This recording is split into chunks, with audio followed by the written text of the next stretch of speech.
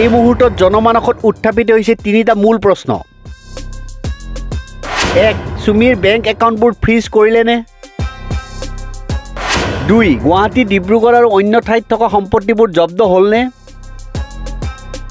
3. নগদ ধনেৰে কিনা 16খন বিলাসী গাড়ী জব্দ হ'লনে?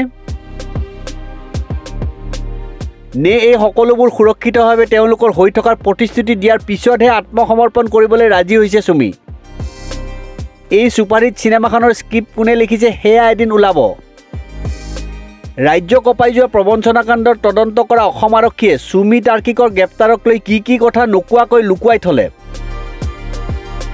সুমি তাৰ্কিকক গ্ৰেপ্তাৰৰ কি নকলে আৰক্ষীয়ে।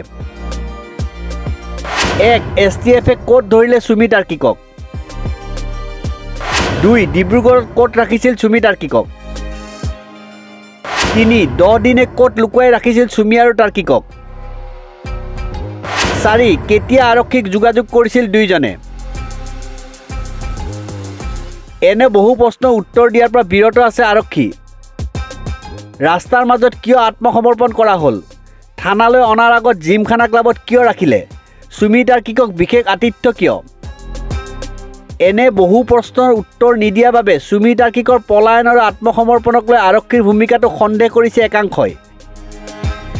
যিয়েই নহওক, এটা কথা স্পষ্ট যে সুমিৰ পলায়ন আৰু আত্মসমৰ্পণৰ স্ক্ৰিপ্টত ৰাইটাৰজন সঁচাকৈয়ে বিচক্ষণ লোক।